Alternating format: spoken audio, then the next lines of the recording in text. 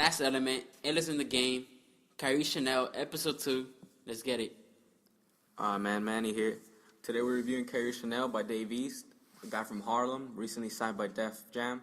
Yeah, what you guys think of the album? So I think it was a solid album. I like the fact that it was named after his newborn daughter. But like, let's start from the start. Like, he lets East himself lets the listeners know that he's not your typical rapper out there in the game right now.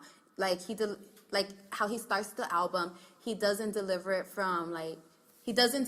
really tough bars yet. It slowly progresses, and well, to me, it's his first album. I just thought he could have gone way harder. Plus, he has that co-sign from Nas. He signed to his label, Mass Appeal. Well, it was a good album, but was it very classic for his first album? Could he could have gone a bit harder for me. For me, Manny, I feel like he's the new voice of authority for the bodegas in New York. I feel like he actually got it. He gave me like a lot of that 50 Cent vibe, and there's a lot of different elements to his flows and everything. They're constantly switching. That's what I liked about him. you know, he's like a Harlem-bred rapper. So like he does the perfect mix of that New York street rap with the East Coast influence, like just in that one project. Yeah. So I think it was like that feel like, damn, this is really East Coast. Mm-hmm. Yeah, and dude was also talking about his struggle, you know, like on the come up, talking about his sister, his daughter in the first song. He said, "You got a daughter now. You gotta stop making thug records."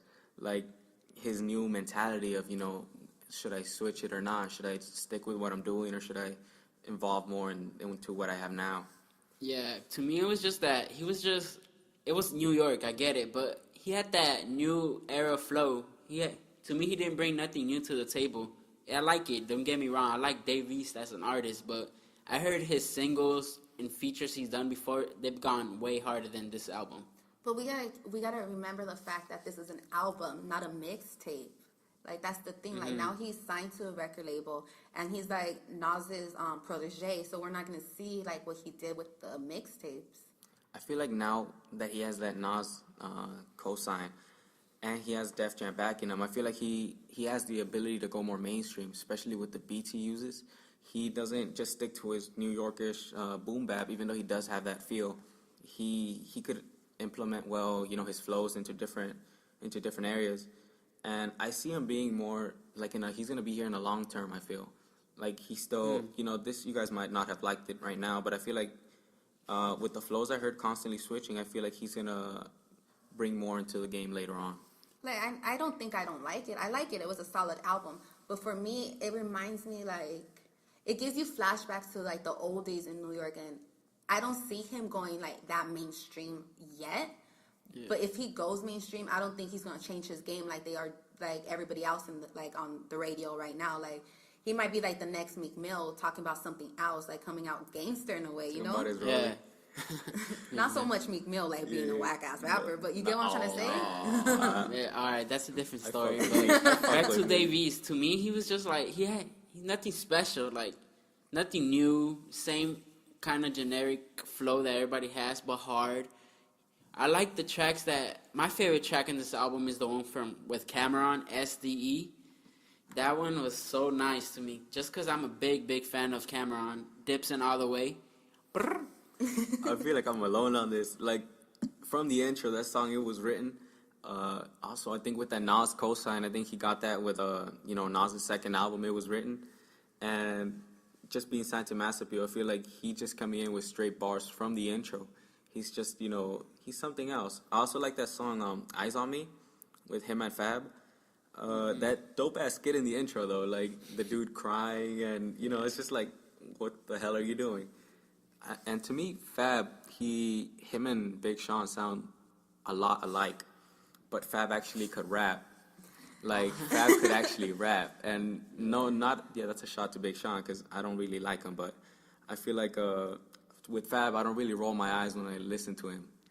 You know what song I did like a lot, though, was The Real Is Back with Beanie Sigel? Yeah, I was about to talk about that. Yeah, Sigel, there you go. Like, it's that catchy Beanie back Sigel. And forth that he shows, like, he used real surrealism in that song, and it's like, yeah, like, that's what I like. Yeah, I get you. He can actually storytell, too, with the song Keisha. I think that was one of these singles on the album.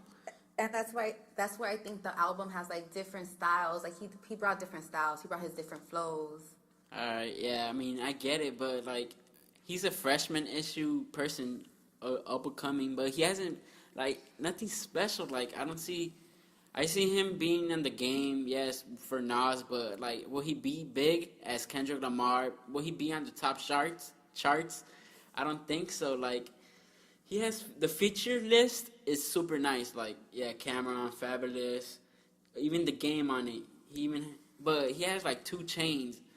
He's try too hard to fit in a way. Well, I think 2 Chainz is a dope ass rapper. Like the stuff he's talking about, like no, like if you really listen to like what he's really talking about, not his Main Street stuff, is like damn, like I fucked with 2 Chainz, and I thought it was different. He's cool. A funny dude. He's a funny dude. He's like, I like that.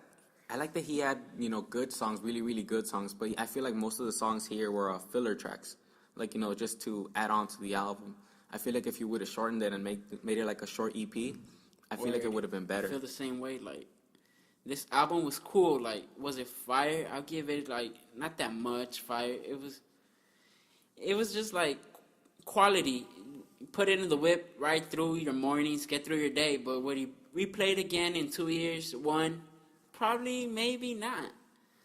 Also, shout out to the producers of the album with Cardo, Big Germ, Buddha, and Grants. I feel like they did a really good job.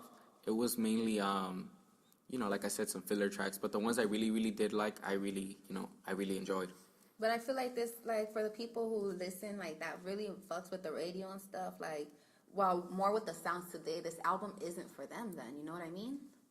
This is more for like that old school, that East Coast vibe. Like you want to sit and think, if that makes sense. In a way, and kind of like I said, he has that 50 Cent vibe because the things he says aren't really, lyrical, super lyrical. They just get at you like from the get go. Yeah. Like, they just get at you like kind of like a Killer Mike or like in an Ice Cube type of way.